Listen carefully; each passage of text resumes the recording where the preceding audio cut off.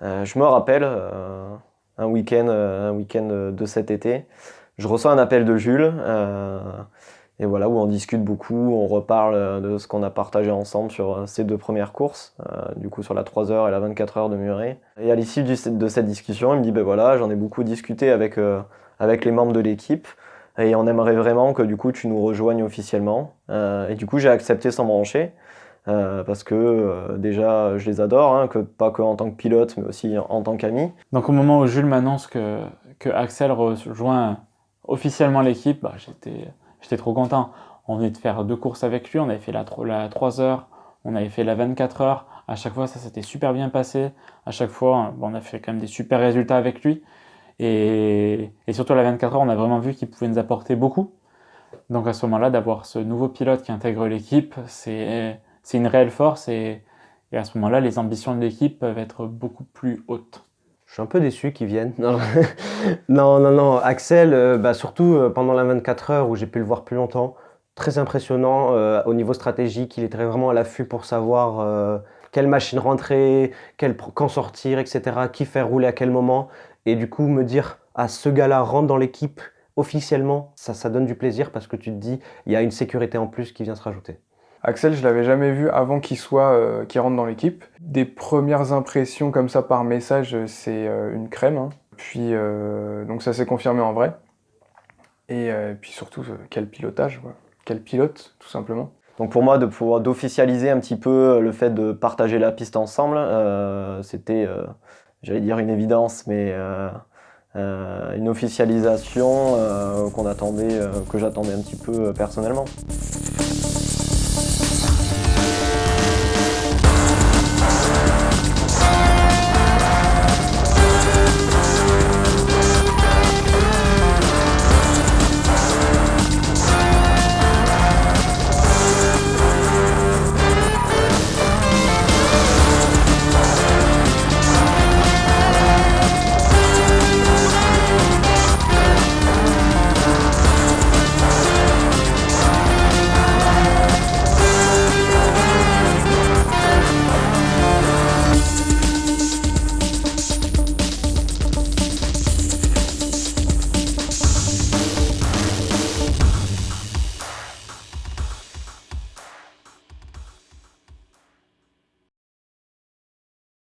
Axel et Jules, c'est une histoire quand même qui commence à durer. Ils se sont rencontrés au défi des amis et pendant très longtemps, il a été un petit peu le point de repère de Jules, c'est-à-dire que pour lui, c'était l'élite à atteindre. Je me dis que l'arrivée d'Axel, c'est une bonne chose au niveau expérience et tout ça. Et aussi, je sais que Jules et Axel vont beaucoup se comparer parce que tout simplement, ils sont très rapides tous les deux. Donc j'ai commencé le kart assez tôt, hein, ça devait être en 2015, à titre tout à fait très amateur. Mais du coup j'ai parcouru un bon petit bout de chemin avant que Jules commence lui vraiment sérieusement à se remettre au karting. Et en fait il a parcouru le même chemin que moi en décalé, c'est-à-dire qu'il allait s'entraîner, il a commencé à tomber tous les records à Muret, dont ceux que j'avais fixés. Donc j'ai commencé à me dire que ça allait être sérieusement un grand rival. Et donc on s'est affrontés, que ce soit à Muret ou sur d'autres pistes. Et en termes de chrono, on a toujours été ultra serré. À chaque fois qu'on arrivait sur un nouveau circuit, on se poussait mutuellement l'un l'autre à l'extrême, hein, pour donner le meilleur de nous-mêmes. Et à chaque fois, ça ratait pas. C'était soit lui un petit peu devant, soit moi juste un petit peu devant. Mais il n'y a jamais eu vraiment d'écart.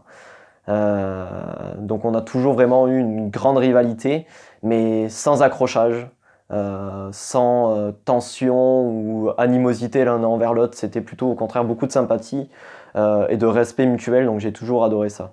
Et il se trouve qu'encore une fois, on se retrouve face à face en piste. C'est pendant l'été à Muret, pendant la Summer Cup, 8 minutes de qualification, 12 minutes de course.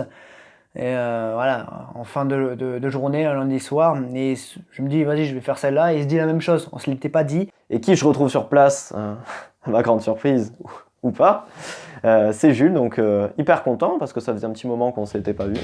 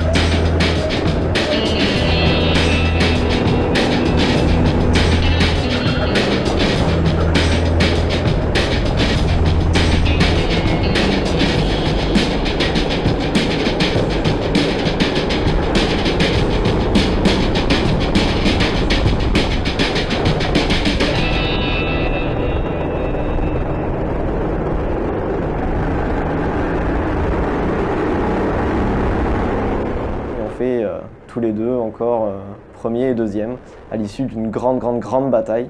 On n'arrêtait pas de se batailler, on est passé de nombreuses fois à deux de front dans les virages, à se croiser, décroiser. Franchement, c'était une vraie partie de plaisir, vraiment purement une pure passion. Je fais la pole, mais fini premier. Mais j'ai le meilleur tour. Du coup, encore une fois, c'est l'un contre l'autre. Et pour la énième fois, on s'est battu et on avait le sourire à la fin. Donc c'était cool.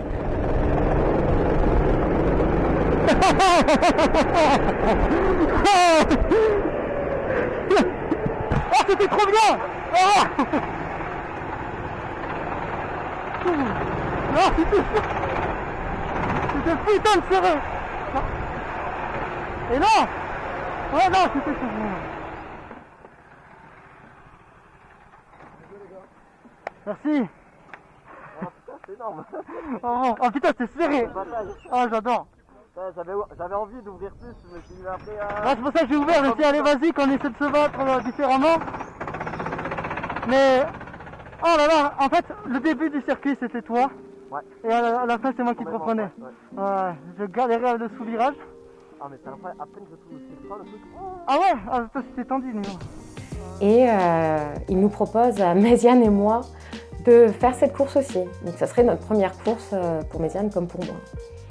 Donc sur le coup, on accepte en se disant que de toute façon, on n'a pas véritablement d'objectif, si ce n'est voir le drapeau d'arrivée. Beaucoup d'appréhension au début. Je me suis dit, qu'est-ce que je fous là? J'ai fait 3 fois du kart dans ma vie, je me retrouve à faire une course de kart à muret, je vais me faire ramasser, je vais être nul à chier. Mais en fin de compte, j'ai accepté le défi, je me suis dit, de toute façon, ça va être que du kiff, donc autant y aller. Je savais que j'étais avec Marielle, du coup, à peu près niveau équivalent à l'époque. Et quand je vois qu'on est dans le groupe de Axel, Jules et Space, je me suis dit, ah ouais, ça va être sportif. Effectivement, ça a été sportif, hein. Le résultat en soi est misérable, mais je me suis bien amusé pendant les qualifs et pendant la course. Et j'ai le plaisir de dire que je suis arrivé devant Marielle. Défait, je suis devant elle. Non mais c'est vrai, t'as raison.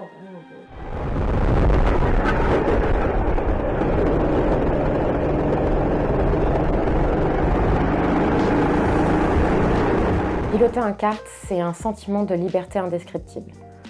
Quand on est assis dans la ligne des stands prêt à démarrer, il y a toujours cette petite forme d'angoisse quand c'est pas un sport qu'on pratique beaucoup. Se demander si on va être bon, si on va pas trop sortir, si on va pas être au-delà des limites ou au contraire trop bas.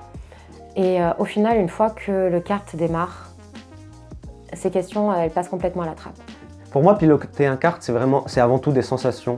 J'aime trop ressentir les vibrations du volant, le vent, l'adrénaline qui monte, etc. Savoir bien mettre son corps pour pouvoir bien prendre les virages, aller à fond, c'est vraiment ce que je préfère. C'est peut-être pour ça aussi que j'ai un peu plus de mal sur les aspects techniques, parce que moi, les sensations, c'est ce que je préfère, c'est ce que j'essaye de vivre le plus, et le kart vraiment décuple toutes ces sensations-là. Donc le pilotage d'un quintet, pour moi, c'est plus instinctif.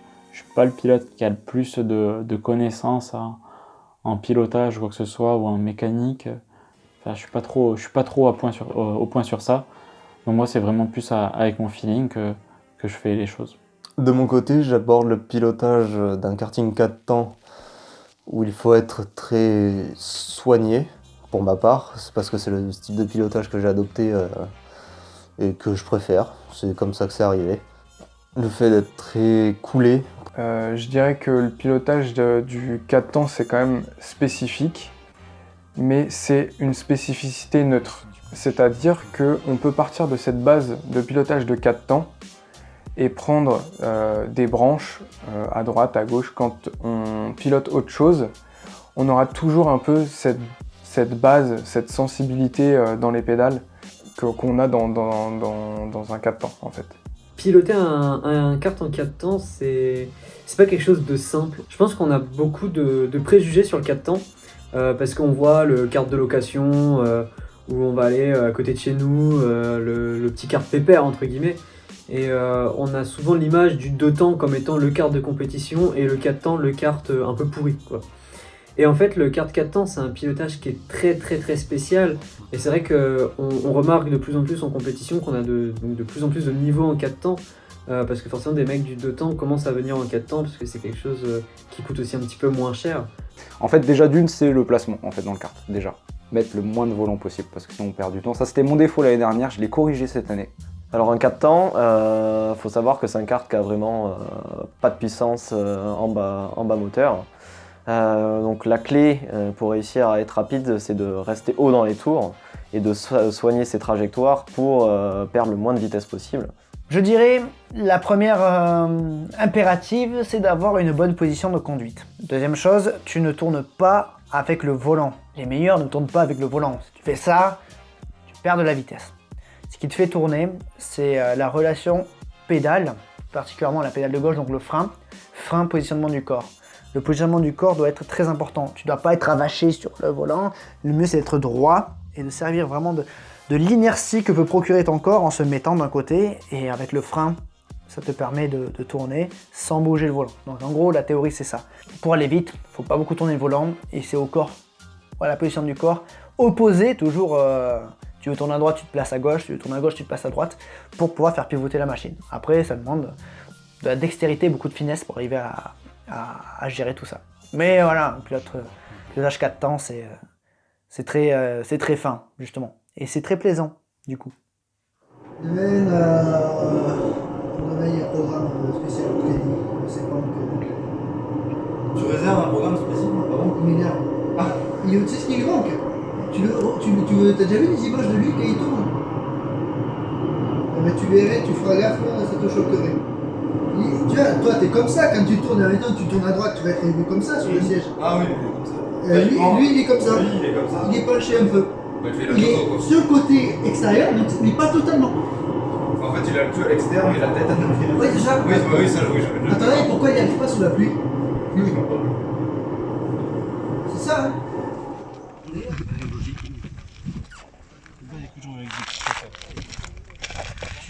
Aujourd'hui, tu vas faire une truc.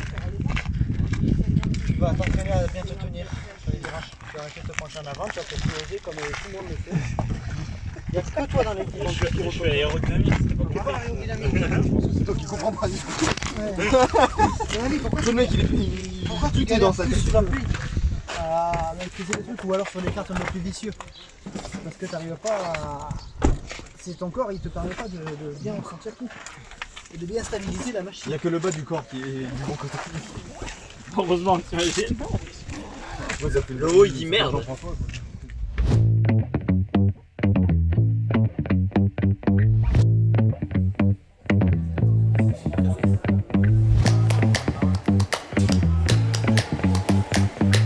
Alors, n'ayant pas grand chose à faire et s'ennuyant beaucoup quand il n'y a pas de course, on décide avec Teddy, Mika et Jules d'aller s'entraîner au circuit de Côte de Coste. Qui est pas loin de...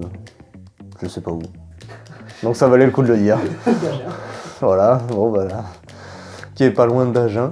Cette piste, elle est différente parce que c'est une piste très rapide avec beaucoup d'enchaînements rapides, peu de freins, ce qui change par rapport aux autres pistes de kart où on a roulé. Du coup, il faut avoir une bonne technique. Il y a peu d'endroits pour faire la différence, du coup c'est très important de ne pas perdre.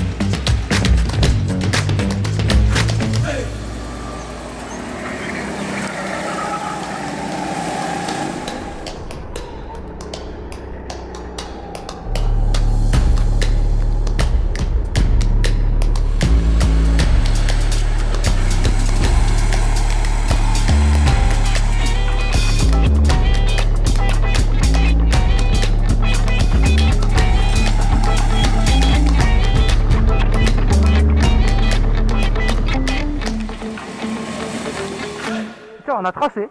Hein, on a tracé. Ah voilà. À deux, par contre, quand vous êtes deux, c'est impossible de vous rattraper. C'est très dur. J'étais là, j'étais en 55-6, 55-7. En plus, c'est bien. Oui, mais c'est bien. Et vous, t'es en 55-4. Ah ouais, les deux? Oui. 55-4, 55-4. Ça, allez. Ah non. En fait, il faut rien faire. Ces entraînements sont peut-être anodins parce qu'en fait, on se dit que quand on fait des courses d'endurance de longue durée, on perd de l'intérêt à aller faire quelques sessions de 10 minutes sur un circuit près de chez nous, mais en fait je trouve pas. Faut savoir qu'en karting 4 temps, une des clés pour réussir un long relais, c'est de trouver un partenaire et de rouler à l'aspiration, parce que ça fait gagner en fonction des circuits de 3 à 6-7 dixièmes. Donc en fait de s'entraîner sur cet aspect-là, c'est hyper important. Toi, quand tu m'attends, toi, tu t'en fais comme dive bomb à la terre. Ah oui, c'est vrai qu'après, c'était. Ah oui, on est passé à tout le monde. Mais moi, ce qui me tourne de rien, c'est que je me retourne, je vois Jules là, Axel là, je vais comme lui. C'est vraiment là, on se retrouve hors cadre course, mais vraiment dans le côté plus pote à ce moment-là, et vraiment pouvoir tisser des liens aussi bien en piste, se faire confiance entre nous, parce qu'à ce moment-là, on se bat, mais il faut voir aussi chacun les limites. Et surtout, c'est le moment de pouvoir passer une bonne journée tous ensemble, à boire une bonne bière et rigoler autour de ça. Et toi, c'était comment? Tu te fais chier ou pas tout seul? Non, moi je te dis-le, le prochain coup, on vient marquer toi, tu vois. Moi je suis retombé sur mon coup. Moi je crois que c'était le premier coup. En fait, j'étais là, j'étais derrière le mec, pour dépasser, et là d'un seul coup, boum. Allez, il y a l'escadron derrière. On a été faire une course au RKO à Angerville avec Thomas. C'est la première course où on était en binôme, 100 personnes de l'équipe autour. Donc on est arrivé le samedi, il me semble. On a été repérer la piste, mais il y avait une petite particularité sur cette piste, c'est que la piste compétition rajoutait un virage. Donc il y avait un virage qu'on ne connaissait pas. Donc on s'est entraîné sur la piste, on était plutôt pas mauvais. Avec Max, on était, il me semble, on devait se tenir à 1 ou 2 dixièmes. Et puis on a géré notre course à deux, comme il fallait. On a fait une réunion stratégie avant la course. Il y avait quand même des équipes qui avaient un bon niveau. Donc arrivé au qualif, on se qualifie, je sais plus, 5 ou 6. Donc on a fait partir Max sur le départ, et donc très vite il a commencé à s'emparer de la 3e place. Puis après, avec la stratégie, on s'est retrouvé premier pendant une grosse partie de la course, puisqu'on n'a pas fait d'arrêt au stand tout de suite. Et au bout de 45 minutes de course, Max m'a repassé le kart pour que je finisse. Et donc notre stratégie, c'était de faire les 4 arrêts pendant que j'étais gêné. Donc c'est-à-dire que je roulais, donc j'étais donc, au début premier forcément, puisque les autres avaient fait tous leurs arrêts. Et donc je roulais, et dès que je revenais sur un bloc de retardataire, je rentrais au stand pour les éviter et avoir un maximum de tours clairs.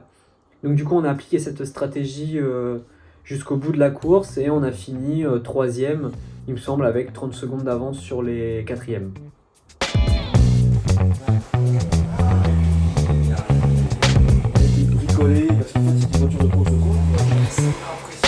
Fin juillet, nous sommes invités par Simmersion, qui a été donc un de nos sponsors durant l'année, à visiter leurs locaux à Limoges. Donc on y va, on se déplace à Limoges, en plus on découvre un endroit, un lieu exceptionnel, le garage des légendes à Limoges, qui est tenu par le constructeur, c'est le QG du constructeur BBM, alors un petit constructeur. C'était l'impression d'être en road trip avec des amis, très clairement. C'était limite un petit week-end de vacances. Et franchement, on a vécu un week-end, mais vraiment entre potes, c'était super sympa. Déjà d'une, on se retrouvait, alors ça faisait longtemps qu'on s'était pas vu, donc déjà, c'était comme si on s'était quitté hier, et ça, c'est un truc qui est génial dans cette équipe. J'avais même pas vu que j'avais des rétros. Ah oui, non mais tu sais que t'as tout. T'as les rétros, t'as ton compteur. Bon, Nogaro, une nouvelle piste pour toi? Ah oui, là, totalement. Comment tu vois ça? Dans le mur. Non, l'ambiance à Limoges, vraiment trop bien. C'était une très bonne ambiance parce que tout le monde était très heureux d'être là. Il n'y avait pas de stress, il n'y avait pas de tension, il n'y avait aucun truc négatif, aucun sentiment négatif. Tout le monde était là pour partager un bon moment. Saucisse. Saucisse. 67 points pour Jules. Et Michael, 69 points.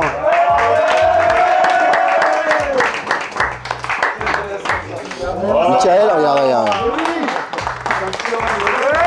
Bravo. Et moi je remets ça à Pierre.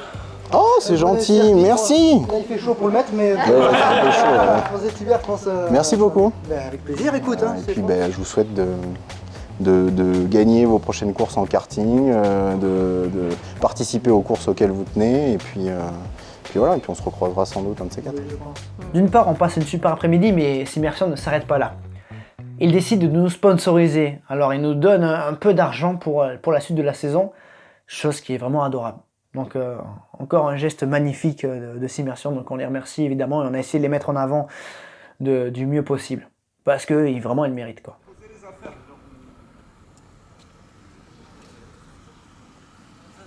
Donc on découvre les Renardières, une petite piste cachée derrière des forêts, vraiment au milieu de rien du tout. Et on découvre une piste que j'ai trouvée personnellement très intéressante, avec de gros vallons. Et c'est une piste très technique, qui change radicalement de tout ce qu'on connaît d'habitude. Putain, je me fais saucer en ce moment. C'est-à-dire, c'est soit je me prends des balles perdues, soit je me fais saucer. C'est 50-50. J'aime cette équipe. Dans l'équipe, aucun entraînement n'est anodin. Je vais évidemment observer. Chacun doit progresser, chacun doit confirmer, trouver des axes de progression. Il doit y avoir du concret. C'est du travail au final, même si on kiffe, c'est de l'amusement, mais il faut arriver à extraire de l'amusement des leçons. Dans cette journée, dans cette matinée de roulage, Josh se débrouille très bien. Il fait le deuxième meilleur chrono de nos sessions, donc ça c'est le point positif. En revanche, pour Thomas c'est la galère et pour Max c'est la galère. Alors ouais, donc sur cette piste en fait, c'est pas facile justement donc de faire pivoter le kart. Et donc avec Max, je pense qu'on était un petit peu dans le surpilotage. On essayait de compenser peut-être le fait de pas réussir à pivoter le cul du kart par un peu plus de volant, et donc du coup c'est ça qui nous faisait perdre un petit peu plus de temps, et on a eu du mal un peu à s'acclimater à cette piste. Moi il m'a mis 2 roues, lui il m'a fait mettre 2 roues dans le il t'a serré. Ça m'énerve, une seconde ça, je suis nul, il m'a serré jusqu'à où? Les 2 derniers tours, mais t'étais devant. J'étais devant. Donc t'as pas vu. Après le vibreur il est haut, donc moi j'ai vite de prendre. Non, je parle aussi moi. Ouais. Et j'ai fini par à chaque fois freiner. J'aurais bien voulu savoir à quel tour on fait le meilleur tour. Parce que des fois, si ça se trouve, c'est au début. Ouais. Puis après, tu crois que tu fais... Jules, c'est un bon entraîneur à sa façon. Il a sa façon d'entraîner, on va dire, de coacher. C'est-à-dire, il n'a pas appris à être entraîneur. Il transmet sa propre expérience à lui, qu'est-ce qui a marché sur lui. Et il a aussi appris, selon nos différents profils dans l'équipe, à nous appréhender comme on est, avec la manière qui marche le mieux pour chacun. Se déplacer partout pour faire du kart, c'est vraiment la meilleure chose.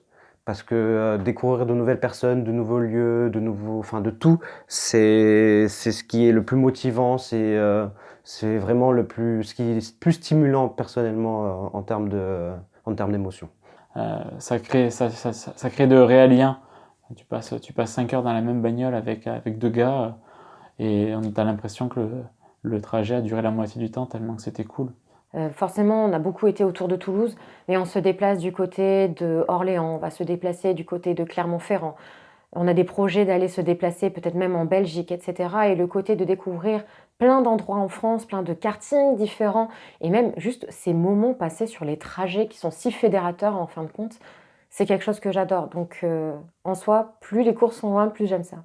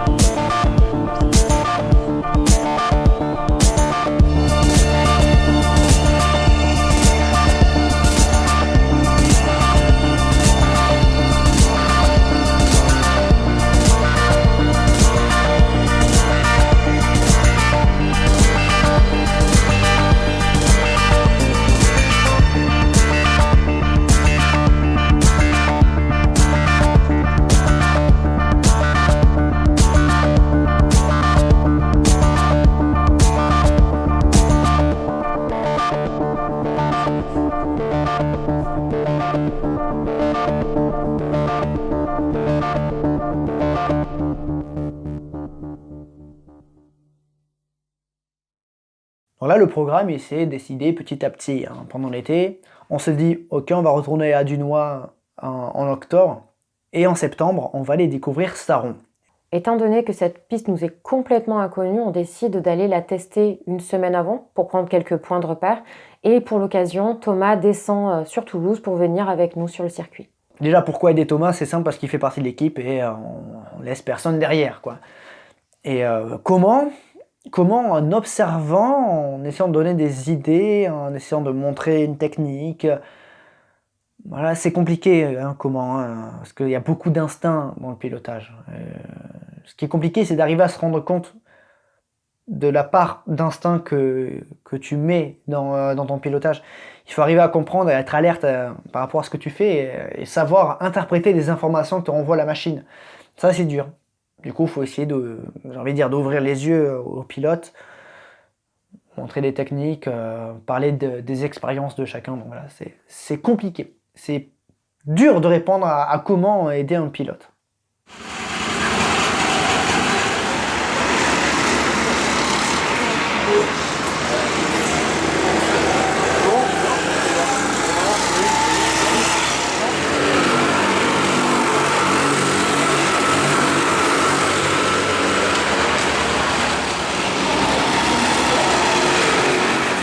Donc l'entraînement s'est déroulé sur les kartings de Loc et pas sur la flotte de l'endurance. Mais ça permettait quand même de découvrir la piste parce que personne ne la connaissait. Et donc là, on se rend compte vraiment très vite qu'elle est très atypique. Ça ressemble un petit peu à Muret parce que c'est un petit circuit et très technique. Donc c'était vraiment très plaisant à découvrir comme piste et tout le monde a réussi vraiment à rentrer dans le rythme rapidement. Malgré les différences de machines, on a tous réussi à faire de bons chronos, donc on est sorti de ce week-end rassuré et plus motivé que jamais pour revenir le week-end de course.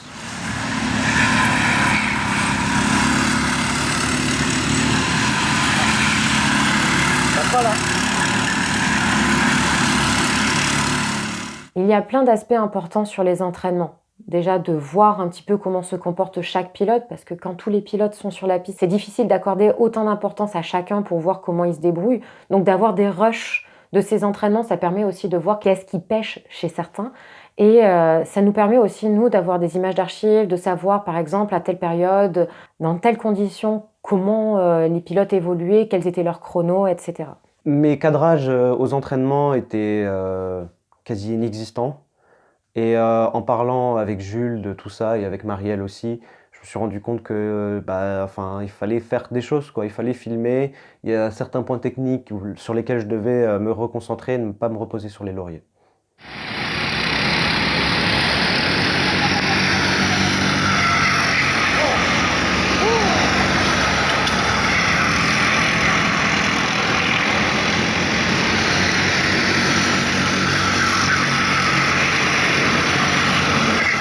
Après l'entraînement, qui s'est plutôt bien passé, on se sent prêt pour la 6 heures.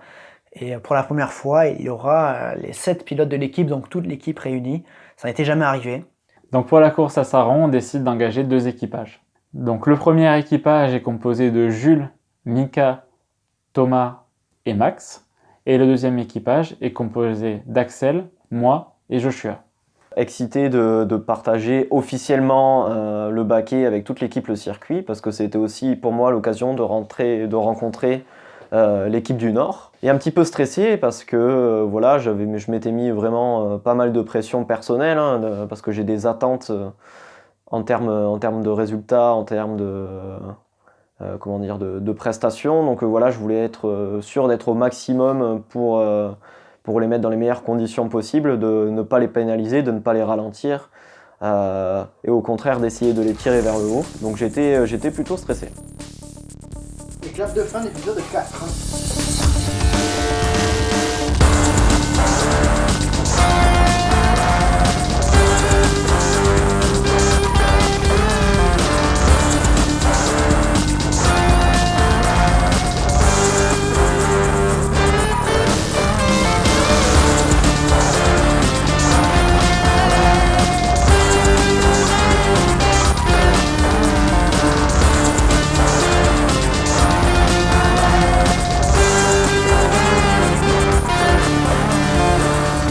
Après l'entraînement, on était plutôt rassurés, contents des chronos qu'on avait réussi à atteindre. Et donc on partait assez enthousiastes. Les qualifications, pour moi, se sont un peu mal passées parce qu'on n'avait pas compris quelque chose. Les qualifications de merde. Team le circuit 5ème, encore ça peut aller. Et nous, team la piste, on est 9ème. 9ème. C'est loin. C'est trop loin.